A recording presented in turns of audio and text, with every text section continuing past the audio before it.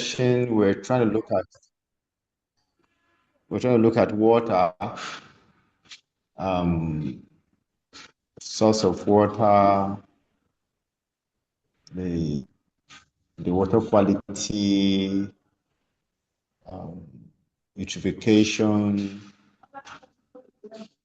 So this afternoon, we're looking at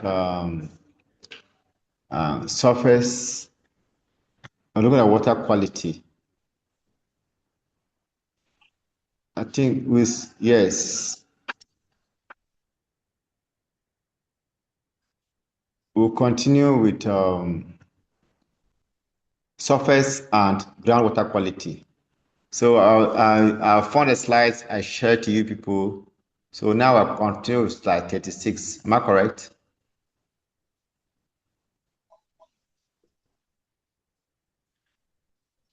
Hello? Yes, sir. I'm correct. Slide 36, correct? Hello? Can anybody give an answer so that we are on the same page? Yes, sir. Yes, Okay. sir. So thank you very much. Okay, so here it talks about surface and groundwater quality. We have explained in detail what is surface water and what is groundwater. Now, there are substances that we find in water, like microbia, be it bacteria, viruses, fungi, or nematodes, or physical parameters like turbidity, color, chemical, heavy metals, nitrates, phosphates. So they will definitely alter the quality of water. Now, the next slide, which is slide 37, talks more on microbial indicators.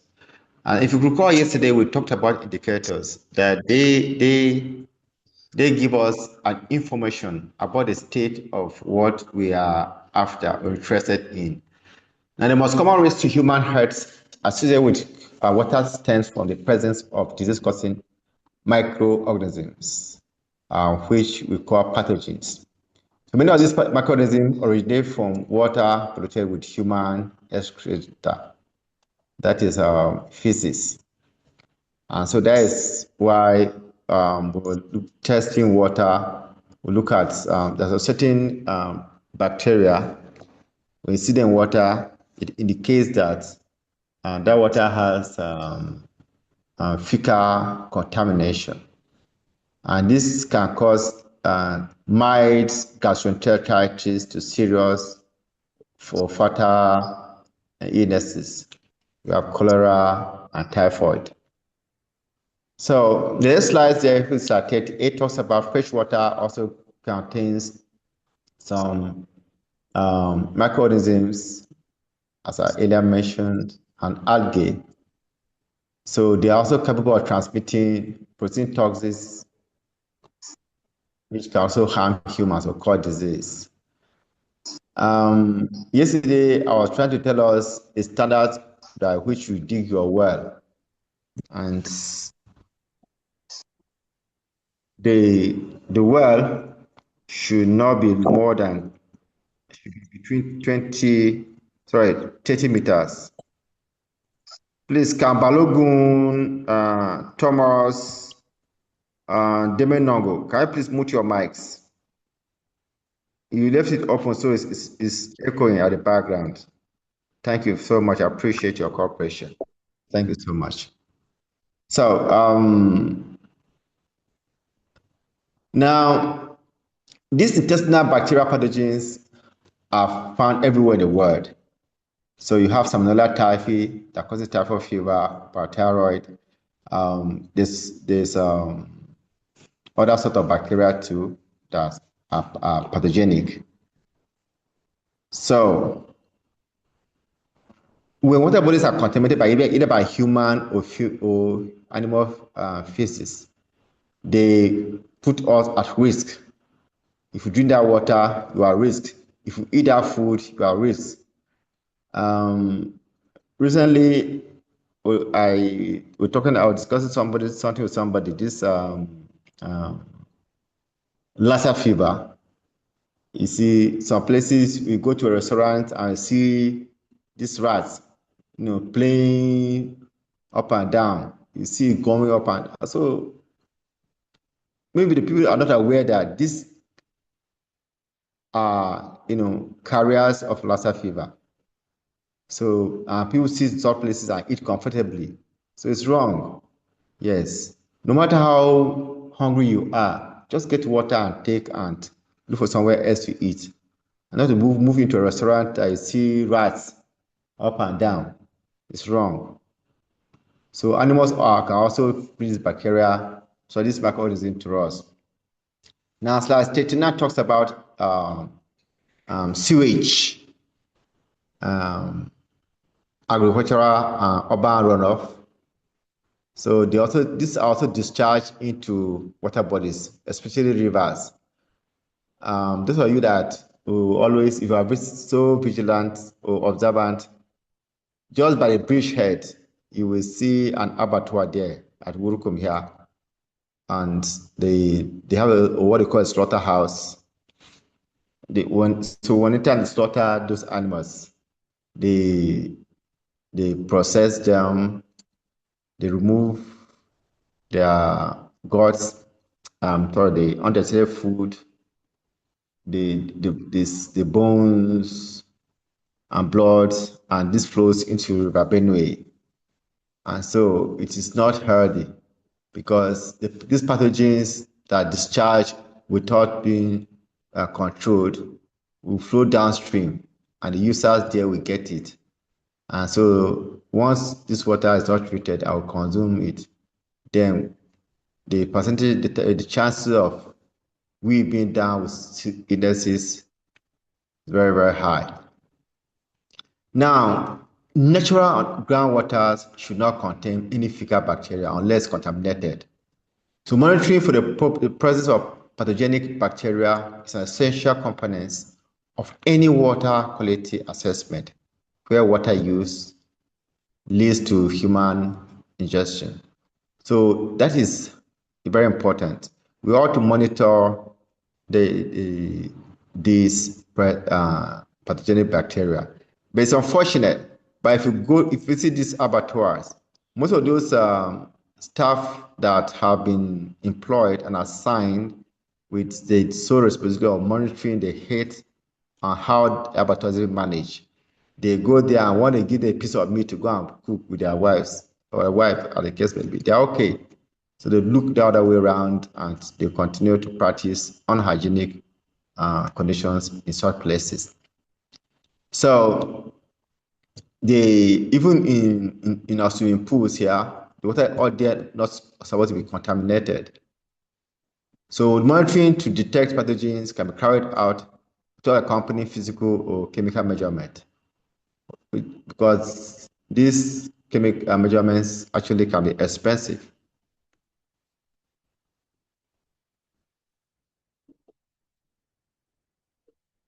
Now, next slide. Pathogens.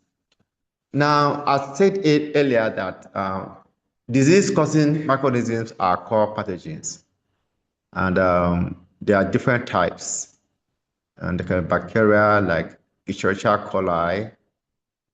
Okay, then it can be a virus.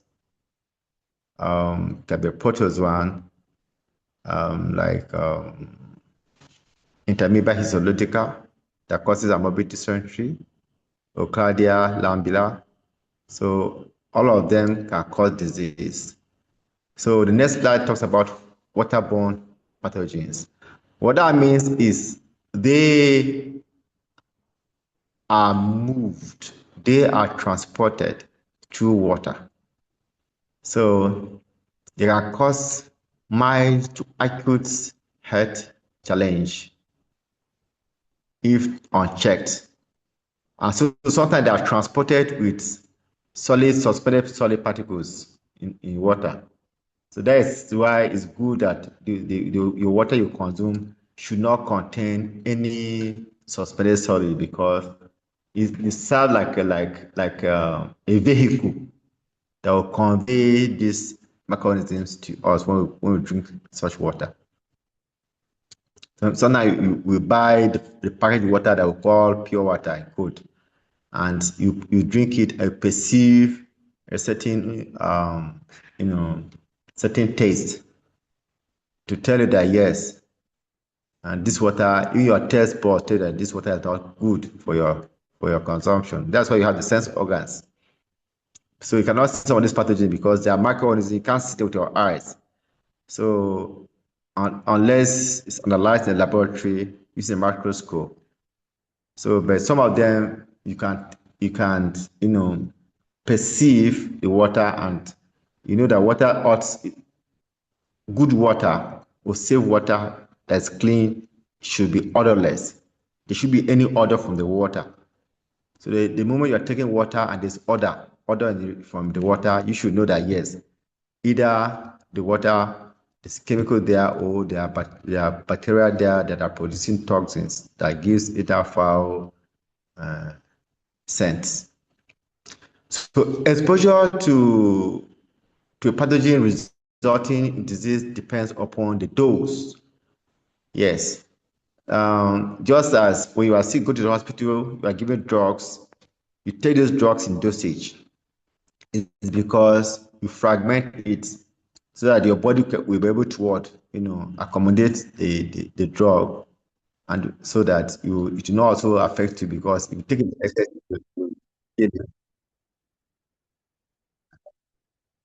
so if infection is established, then pathogens multiply in their host.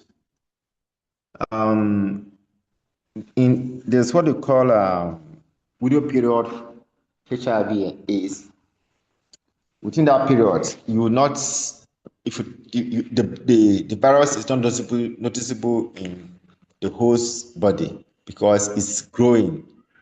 So, but once it grows and multiply in the host to a certain level, you test the person's come down positive with the drug.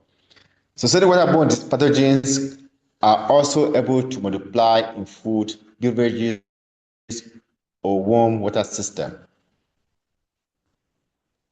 And you should know that when the water or when the environment is warm, it's more conducive for pathogens to multiply. That explains why during heat period, the rate of disease increases, because there is rapid multiplication of microorganisms. You cook your soup in the morning. If you don't warm it by evening, it will get spoiled and cold or start, because the bacteria there will undergo what they call batch process and multiply quickly.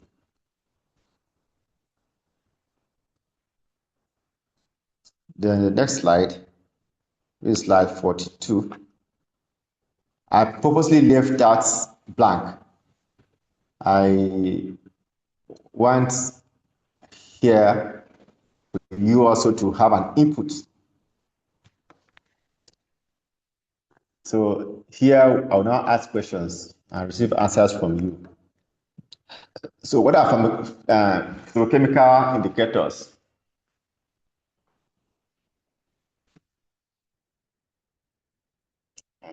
What are physicochemical indicators?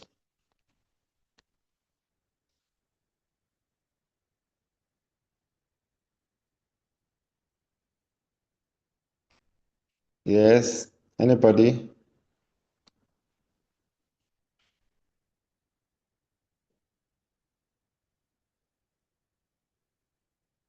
No hand is up. Hello? With you, sir. Please, yes, please, if I may ask, how many of you, the whole class, how many have registered for this program?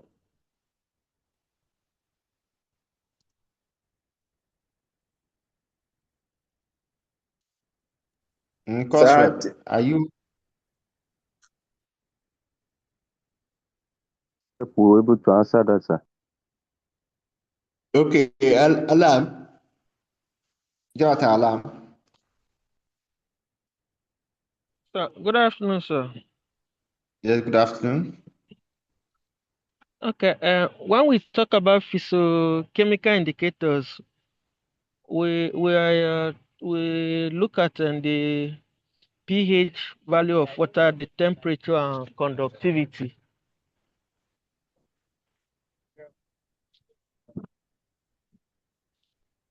Hello.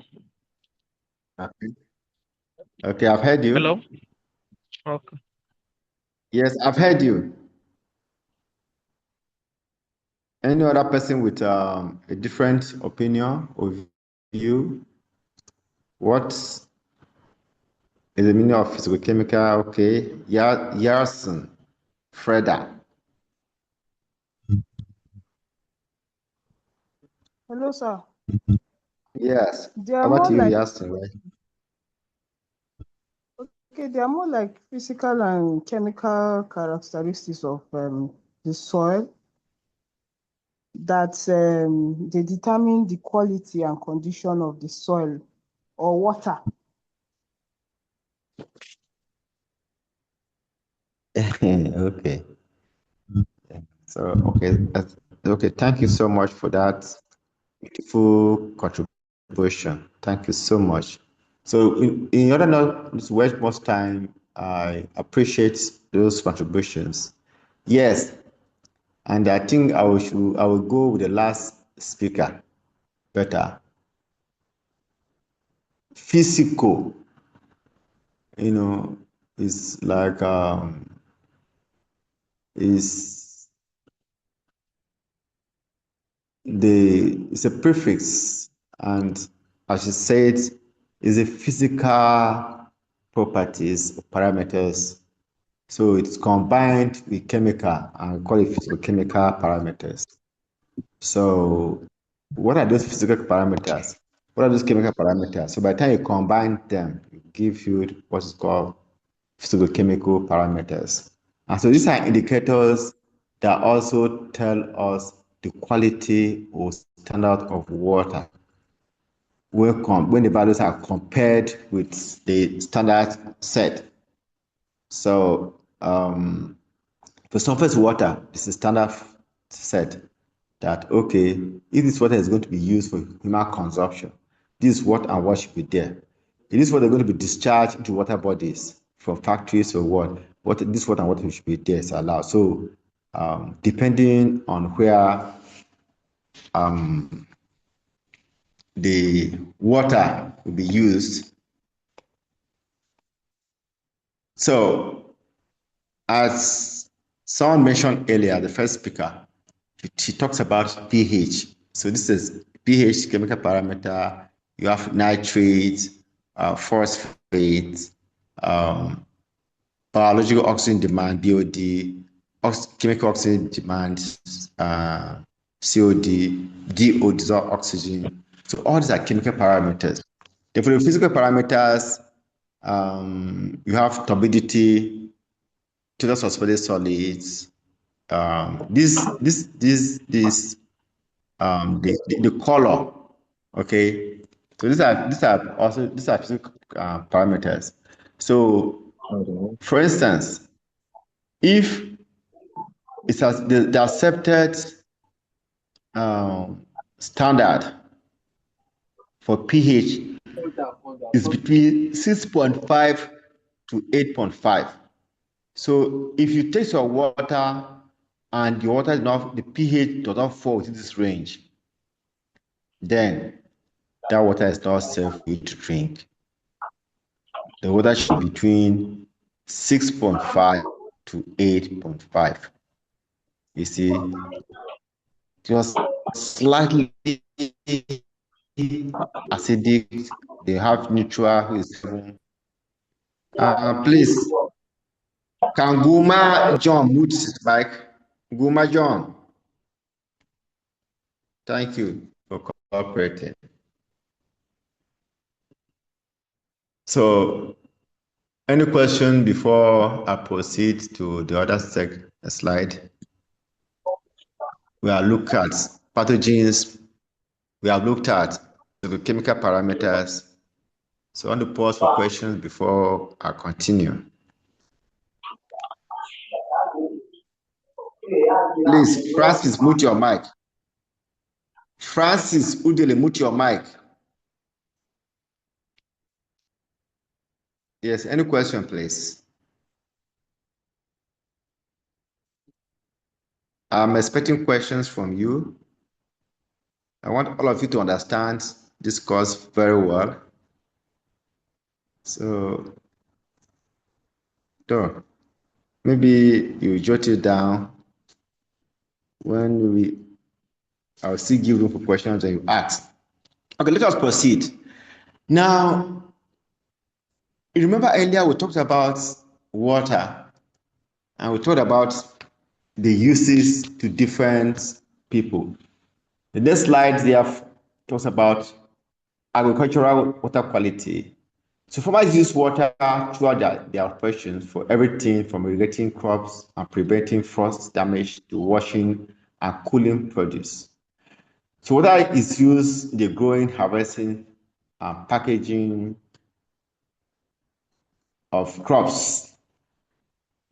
So in agriculture, water used in agricultural operations has been identified as a potential source of pathogen that may contaminate produce, and to include standards for water when developing new regulations for produce safety. Now, what I mean is this: the water you are using on your crop, because you say, excuse me, you don't consider the safetiness, or you don't check whether the water is good for irrigation. And maybe the water you get to irrigate your crops is from a contaminated source, it's from a polluted source. So definitely, those pollutants will be transferred into your plants. And if you consume it, they will move your plants to your body. Yes. So it's very important that when you are doing irrigation, the water you are using should be free from pollutants. Yes, you can't just, for instance, go and take water that, because your house is close to a hospital, and then the water they use in the hospital, they pour it away, go and get the water, or before they discharge it to come and water your vegetables. It's wrong, because some of these bacteria will be there, and by the time you consume it, let's say you want to prepare maybe vegetable salad, then you don't need to cook the vegetable. You just wash it and you eat. And so maybe you can't, as washing it, you don't wash it properly. So those pathogens will be transferred onto you. That's what that's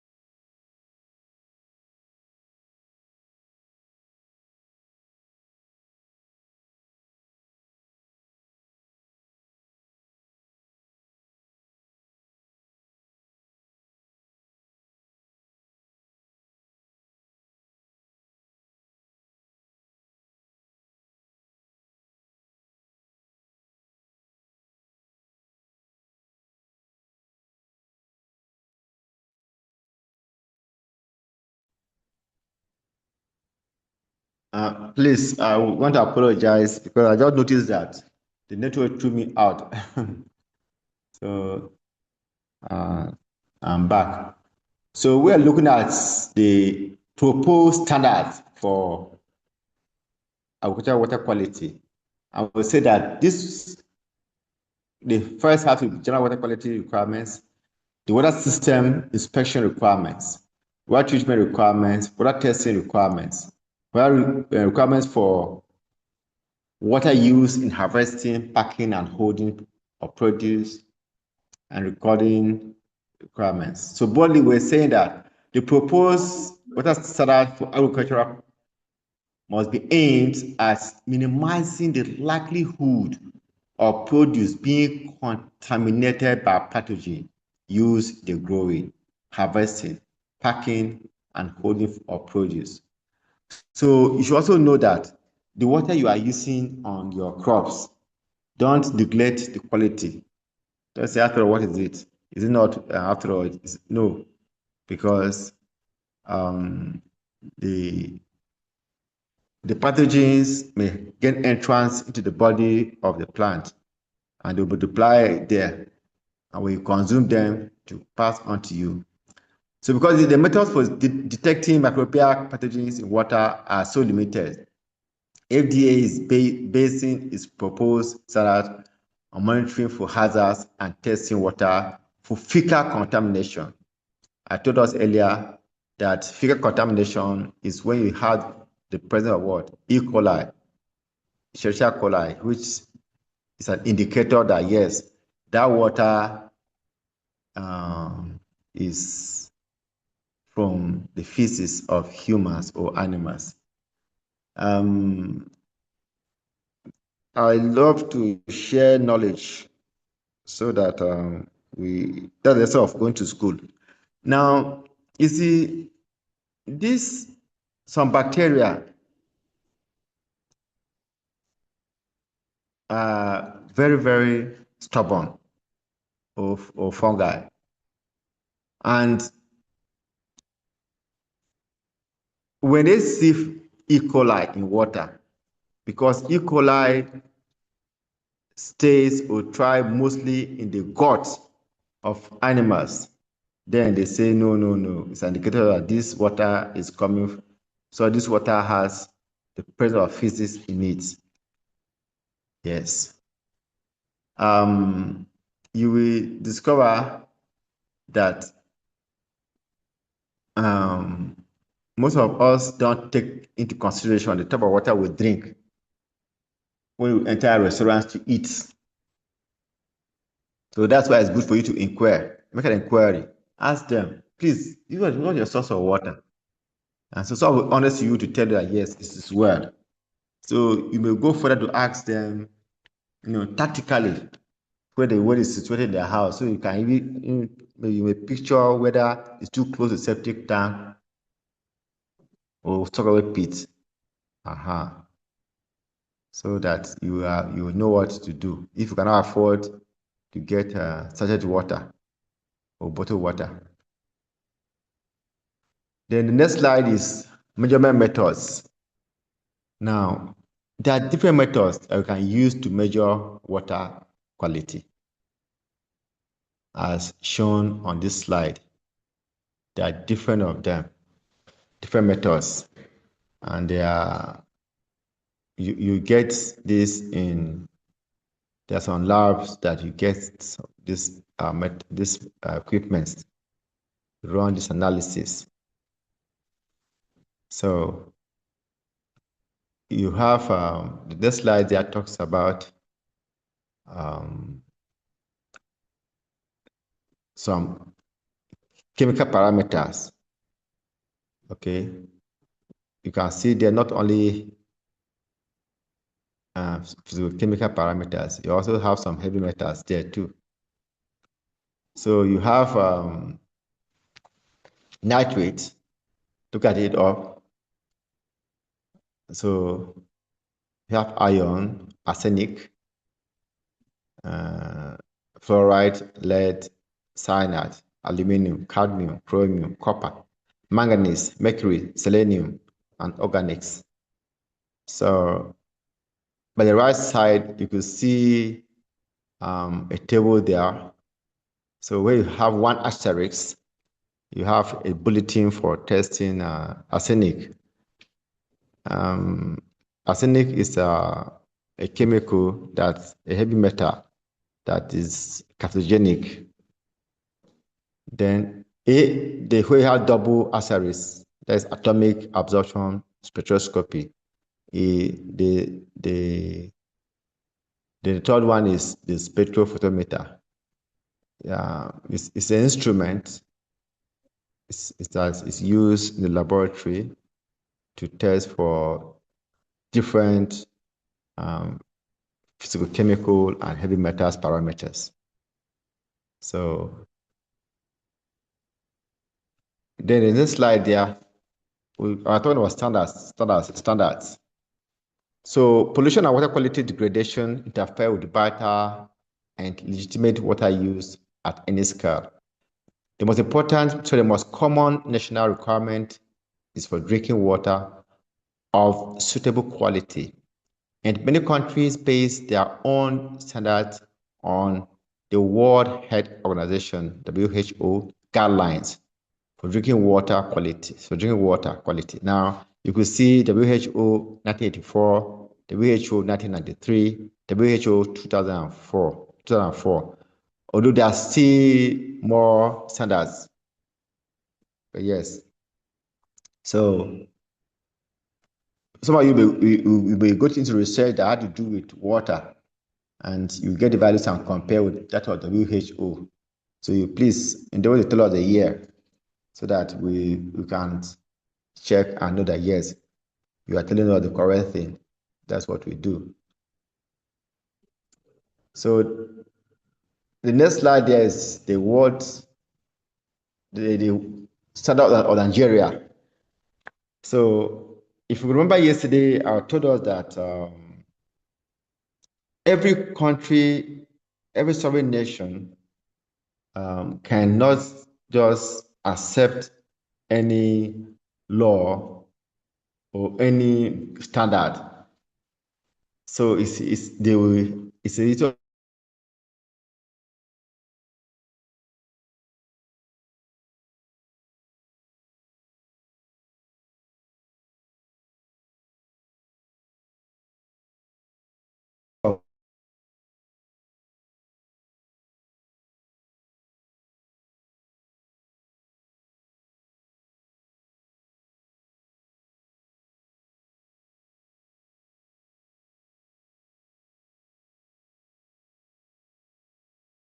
Well, in charge of the material. Or when he increased tariff.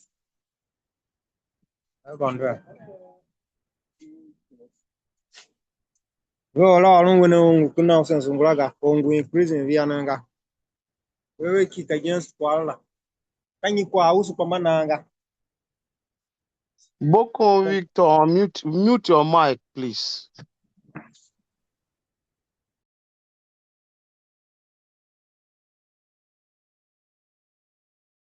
So if you look at that table, that is on page 48, slide 48, you will see the Nigerian standard, and you compare it what the World Health Organization standard, that WHO that is there. So every country worldwide has her own standard. So some persons, when they write, you see they'll put in bracket WHO slash maybe NESRA, which is Nigerian standard. Okay. So then some will compare with Europe, EU standard, or USEPA standard. So there are different standards that have been set. So they're not the same. They're not the same at all. So what are the water quality standards in Nigeria? Now, 70% Nigerians, that's slide 49. 70% Nigerians have access to basic drinking water services. However, the amount of quality of water for individual use is lower than the request standard. So let me throw more light on that. That statement is talking about having access to basic drinking water services. Now, you will accept with me that people are trying to actually improve on their access to water. There's awareness. People like these NGOs have really helped to enlighten people. And so you see people, that awareness has boosted people access to what? To basic drinking water services. Now, however, the amount and quality of water for individual use is lower than the request standard. So that is a second thing I want to talk about now. Having access to safe water is different from having access to basic water. You have access to water, yes, but is the water safe? Here it say no. That most people don't have access to what? Quality water. Yes, but they have access to water. So the average amount of water each person receives in Nigeria is 9 liters per day. The minimum acceptable range is between 12 to 16 liters per day. So we don't have even enough water to access.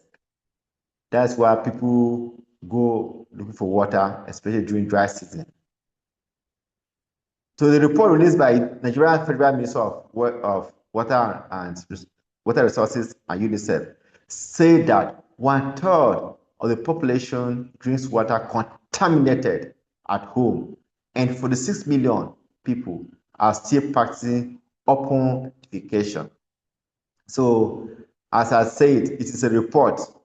So in science, that's how we report. It's not that we sit here and say yes, it's no. That's what they have done research and came up with these findings. And yourself with me that truly, most people, if you go to some places, you just enter bush just about 10 meters, you see how people defecate openly. Yes. So at least 167 million homes still don't have access to hand washing facilities. How many of us actually wash hands when we get back home from offices or marketplaces? We don't. Most of us don't do that. And it's good for you to wash your hands so that because as you go out, you are touching different surfaces, you are shaking hands with people, so you are a potential carrier of different pathogens. So when you wash your hands with soap or detergent, it will remove those bacteria or pathogens away from your hands.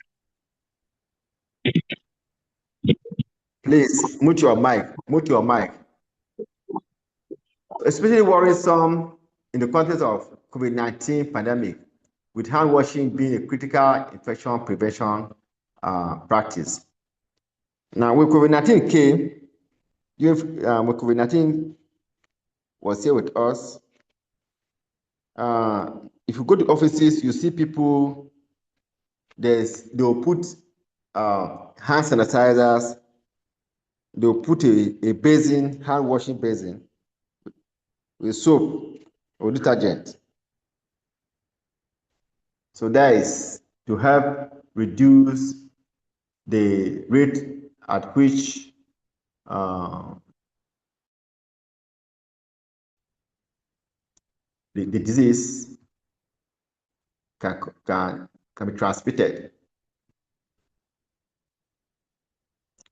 So the next slide there tries to just illustrate how public water facilities are being managed. Yes. Then slide 51 talks about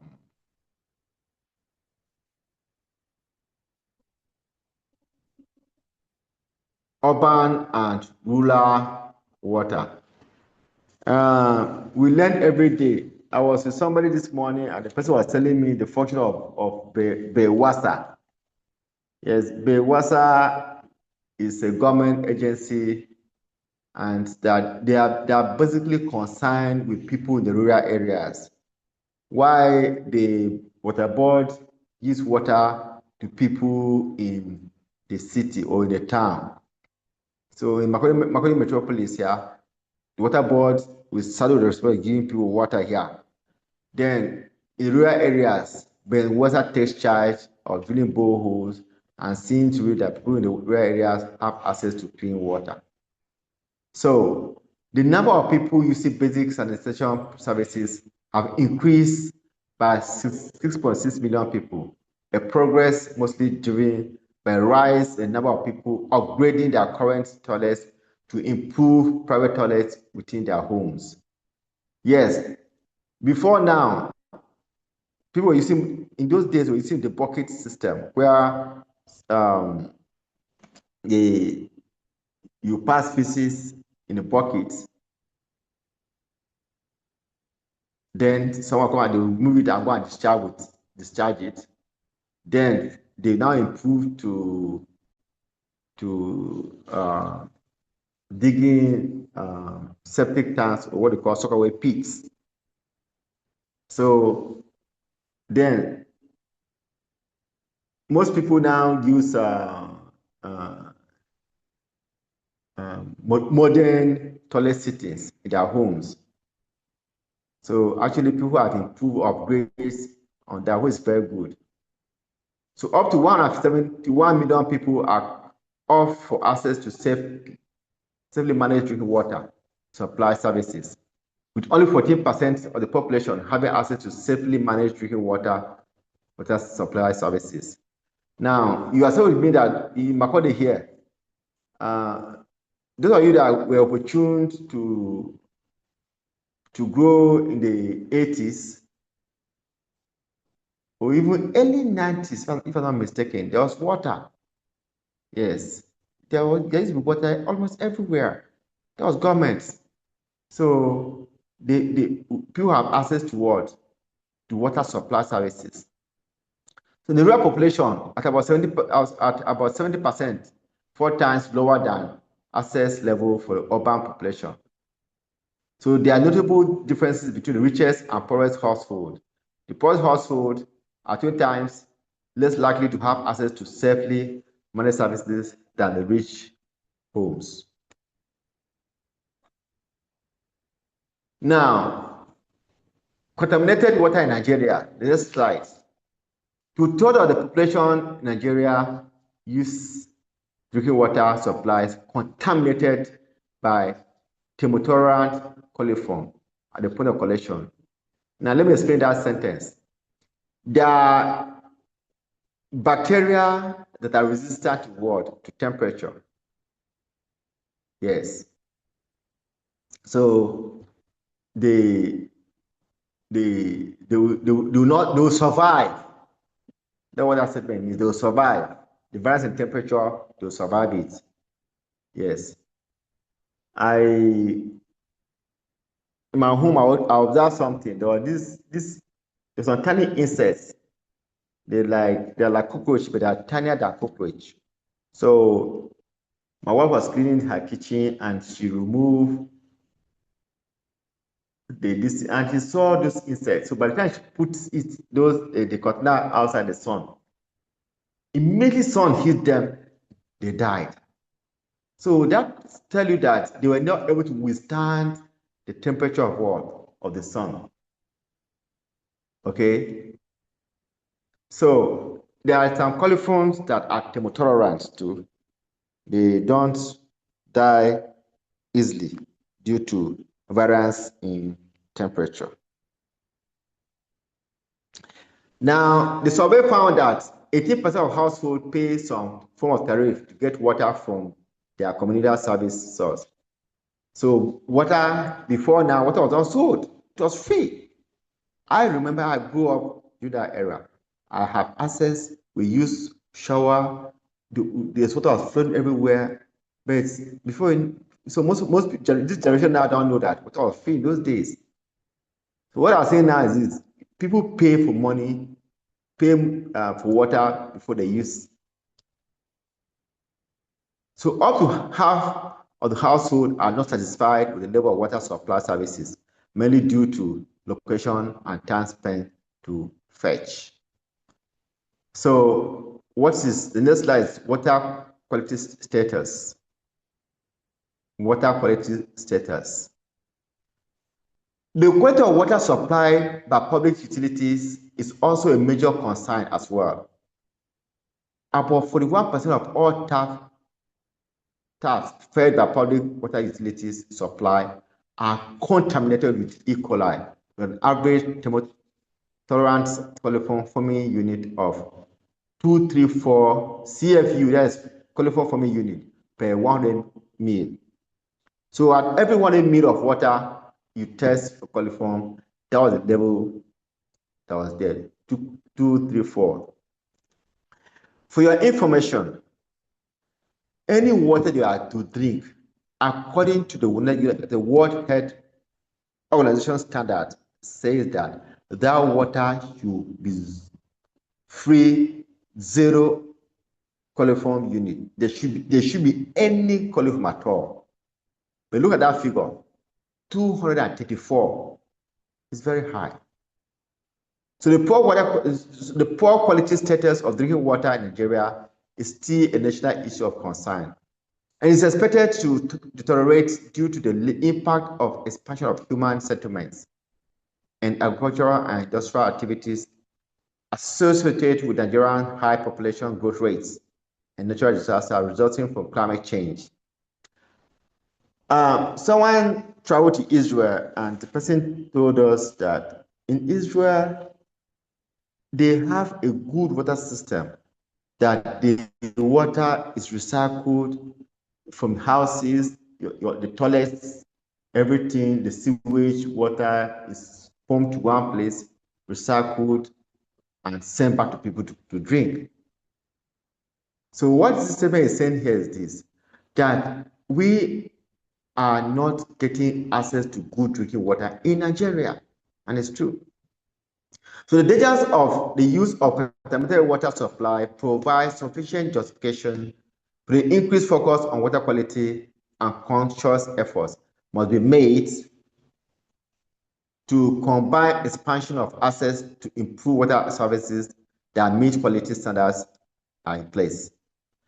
Now, diarrhea burden remains high at about 11%, as the report of 2018.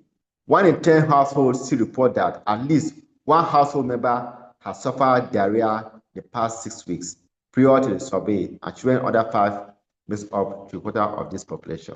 Now, what that statement is saying is this, that because of poor hygiene, poor access to poor water, people are bound to suffer from diarrhea, because this is a water and foodborne disease. If the water you drink, you make sure that the water is safe, is clean, is free from pathogens, then most of the disease, you put them at bay. The reason being because you are preventing them from having contact with you. The food you eat too, you use water to cook the food. So if the food is free from pathogens, you are also not likely to suffer from diseases. So on that note, I want to say thank you very much for paying attention. I appreciate your time and your contributions to this lecture. So any question, I want to be time conscious this time around. Any questions before I will give you my assignment? Any questions? Yes, Agatha. Okay, good afternoon, sir. My question has to do with the agricultural use of water. Okay. I farm fish. I have a little pond where I farm fish, and then I use the fish water for agriculture. I don't know if that's, from what I have learned so far, I'm sensing that is actually not safe. Am I right to think so now? Yeah. Thank you so much, Agatha, for that beautiful question. That good question. You see, you accept with me. Let me take it from this angle. That when you first introduce your fish in a pound, the the water is transparent to a greater degree. Am I correct? Yes, sir. Good. So as you are feeding them, you discover that the color of the water will start to change. Yes, sir. And if you don't change that water, then you now start to perceive a certain odor from that water. Ammonia That's will be correct, building sir. up in that water.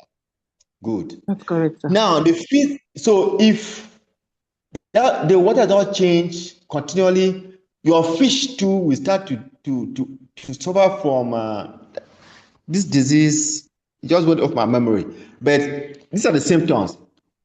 Towards the tail end, you will see it's maybe the word rotting. You see some part of the fish falling off, and other fish may even eat it. Now it's because the bacteria, the bacteria that is in that fish has the immune system of that fish has suppressed, and that's why the bacteria has now affected it, and it has affected the tail end of the fish and making it what to wear away or to chop. What means the word chop? I mean, you use that word chop so you understand better. So if you now release this water directly into your vegetable farm, now you have this bacteria that is affecting your fish, the same onto your vegetable farm. And so maybe you cultivated lettuce there, or cabbage, or any green, and then you harvest it. And straight to the table. So you should know that you are taking 100% of that bacteria to your table. So it's advisable that you treat them without water before using it as source of water on your vegetable farm. Yes, some will argue that the soil will filter, but mind you that as you are pouring this water, it's having first it will have to flow on your leaf before it percolates down into the soil, and most of these bacteria will adhere onto the leaves of your vegetables. And during washing, you can't be 100% sure that everything that has been washed off from that leaf. If you take that leaf after washing to the lab to analyze, you still get bacteria there. I don't want to mention companies here, Macaulay, because it's wrong. But I was teaching a course on water quality. So I took some samples of water in Macaulay Metropolis and sampled them, and so I did analysis with the students in the lab. And it will shock you that most of those big names, I don't want to call names anyway, they still had some coliform growth. Even only just one water showed little spot of coliform. Yes. So the water that we say is pure in quotes, we'll build the lab and analyze, you will see some coliform growth there. So the one that don't see any coliform growth, that means it's pure, really is pure. So we are talking about safety. It's because the economy is bad. Otherwise, you ought to have a good source of water for your vegetable farm. Maybe the well in your house, you motorize it, or you have a borehole to supply water to your vegetable, and not to use the water from your aquaculture or your fish pound straight to the vegetable farm. Okay, Francis Dele, be fast. The time is up. Francis, over to you. Well done, sir. Francis, your hand is up. Okay. We were talking about how when you go to a restaurant and you should ask them the kind of water they use in cooking. Now, when you get the water, No, I didn't say cooking. You didn't get me. I didn't say cooking. Hear me very well, Udele. Okay. I say that most of these restaurants, they'll serve you water in a cup to drink. Am I correct? Okay. Yeah, Okay, they'll put the water in a I jug understand. and bring cup. So, Oh, because most of them, if you want to buy and drink water, packaged water, they say you should pay money. And yeah. if some, yes, some will just fetch water and come and keep on you on the table. Okay. Okay, that's what you're talking about. Because I was thinking that if the ancestors, then during the process when they were on the fire, I think the organism would have died then. So that was what I was asking.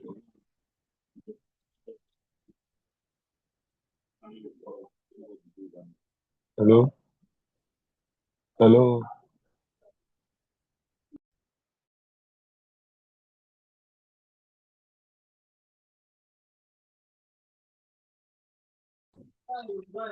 Hey, we are here with you.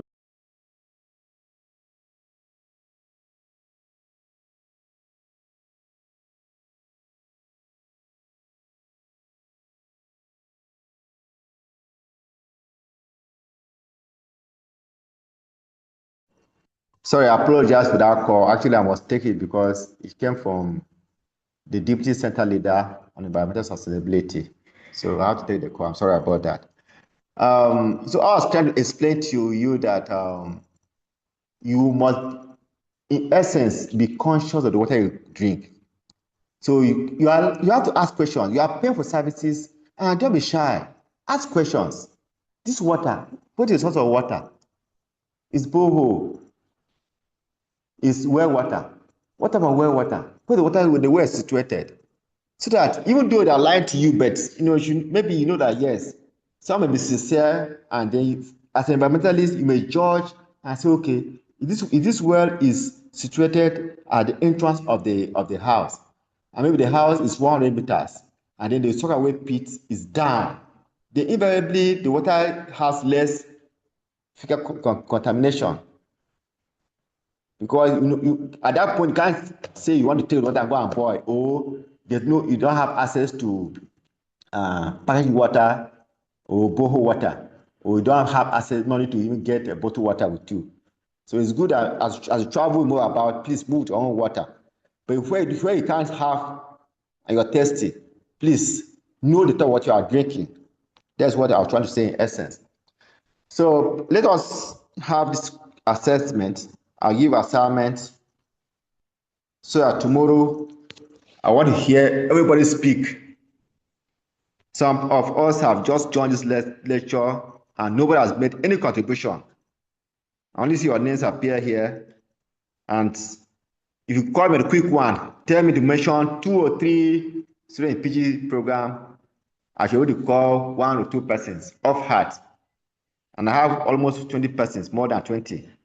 Okay, Peter, before I give you assignment, Peter, be fast. Good afternoon, Doc. Yes, good afternoon. Yes, you were talking about water quality. Yes. And I want to really refer to some of this is it pure water they are saying?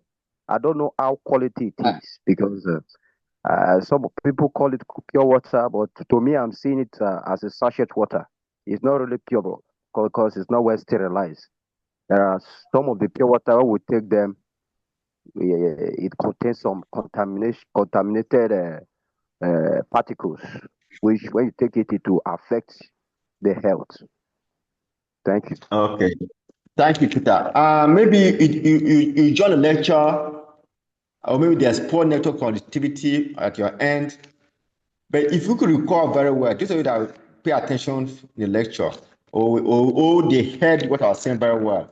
I am constantly calling that word packaged water. Then I will say in quote, what we call pure water. But my discharge of my lecture, I was calling it packaged water, because people call it on the street pure water, and you can only certify the water to be pure when you have tested it and those parameters that we listed, all of them are found to be within the permissible limits. So actually, it is packaged water and not pure water, because you can't go using the street man language in academia. So the assignment, I'll drop the assignment on the WhatsApp group page so that people not say, yes, Doug, we didn't hear you very well. That's why we wrote a different thing. So tomorrow, it will be presentation throughout. You are 20, I don't know the total number you are, because depending on the platform, for now, you are 22. I'll say you are 22 because, okay, let me see, you are 23. Yes. So, the assignments, we use the morning session and afternoon session tomorrow for the assignment, so that everybody will present, then you will be scored or evaluated based on your presentation. But the question will be the same for everybody. So go and do research on that and come and present. It should not be more than 2 slides. Just 2 slides. The first slide, no, 3 slides, sorry. The first slide, it will tell you, it will be your name and the question. Then the second slide will be the answer. The third slide also will be the answer. So it's just a short assignment, but I want everybody to participate. It will help you build you up, because definitely you are going to do proposal. And since we are doing online, it will help you to practice how to present your work, because most of your activity here is going to be online, and the only time you are coming to the center here is for proposal or exit seminar or Southwest defense. And each of these stages, you prepare your work and come and present. So I want to start training you now at this stage, so that you will now know the modus operandi of presenting anything, be it seminar or thesis. So it will help you. So I will drop it on the platform for you to work on it. So with that, I want to appreciate each and every one of you for his or her own contribution. I appreciate your contributions. For those that didn't want to say anything, I know some of you are shy, but it's okay. We're going to overcome that. On the list, I think you are more than this number. I don't know. Maybe some persons don't have access to an Android phone. Okay, Miriam's hand is up. Miriam, be fast. Our time is over, so don't. Hello, Miriam. Yes, sir. Good afternoon, sir. Yeah, good afternoon. There is a community in my place, sir. There is what? A community in my place. Yes. Whenever the water there is boiled, the cooking utensil, the water there, the water source they use. Yes. Whenever the water is being boiled, their cooking utensils, the rubber they use for the collection, they are all stained. The cooking utensils are white, and if the water is cold, you see some sediment, some particles at the bottom of Yes. it. Even there is a house I went to, the Yes. the kettle they use for boiling water. You think there is a Yes. cement inside the bucket, inside Yes. the kettle. So I don't know if that water is safe for cooking because they use it for cooking. So, as I was saying during the lecture, you must have to test to know. You can't just see and assume that the water is not safe or is bad. Are you with me? Yes, sir. In science, we don't believe in perception, we believe in reality. So you take that water to the lab, they will test for every of these parameters we discussed during the lecture and to give us a valid information that yes, this water is not fit for what? Human consumption. So as an environmentalist, you have your community, right? Yes, sir. And Ali? Yes, sir. Yes. That's how you come to school, to have your community too. So thank you very much. So see you tomorrow, Thank you, okay? sir. Yeah, see you tomorrow. Thank you, sir. So bye. Announce the way the record.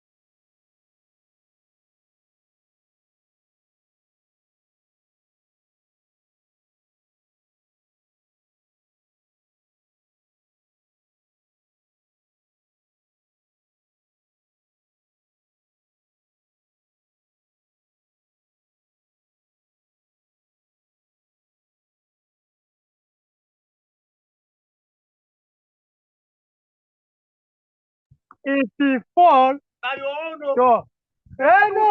Now wait, then no man, I dare it be my own. If it does somehow, now your own. Huh? Hey, give me my change. This girl no dey fear. You don't get elder brother for house. Eric, they hear him. They even me, they tell me, but never stand on top of this book before, but this is not the book before. Very important now. No wahala now. I tell you, say that when it fall, now you go turn your own. If it dead normal, now my own. I go say, by the grace of God, it's not for God. Yes. Your man will follow you. How woman?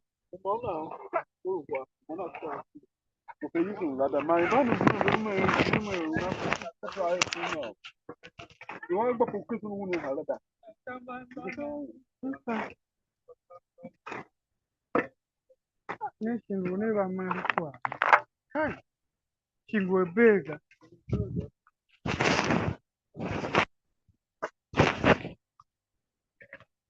Hey.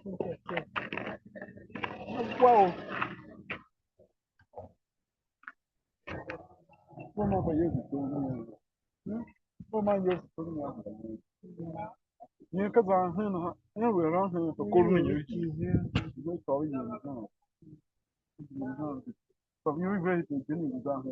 Nyana. Ibe ma chinyi kwa hena. Kanya vitu bandi ngula yemna ngula. Kan ko wele to ba dona lo. Dogo mbe ba hacho. Ukwe bwalo mwela ka senge njano. Kanya na kima yangu po sasa. Alaba kima yangu. Ni wakina mimi akapakai kwa alamu wala madogo. Shimla madogo mo mimi. Yamo hatu. Dogo there. He just here so to say 10,000 just chicken. And I just come out once.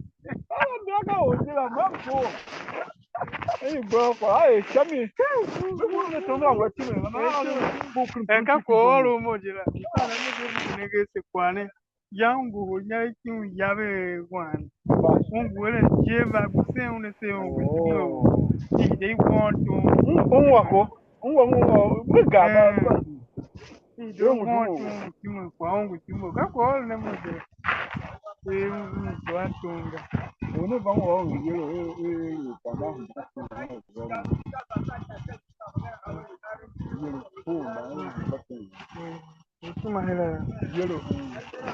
hielo, yona. Pô, mbalo. Basi utono.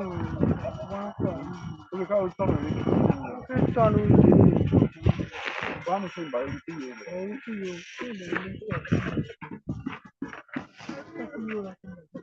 Oh, ainda vou dançar no Rio.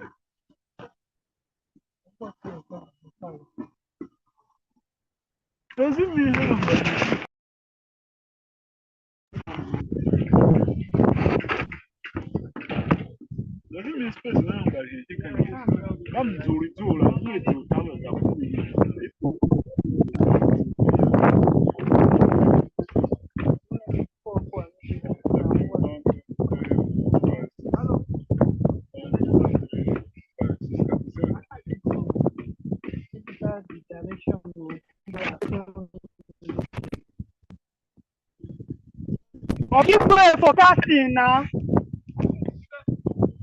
You said drive, come off from one side, make they start with the cast now.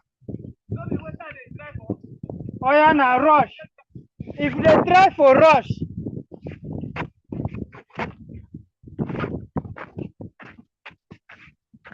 Gentlemen, what I thought on number call, got on you know.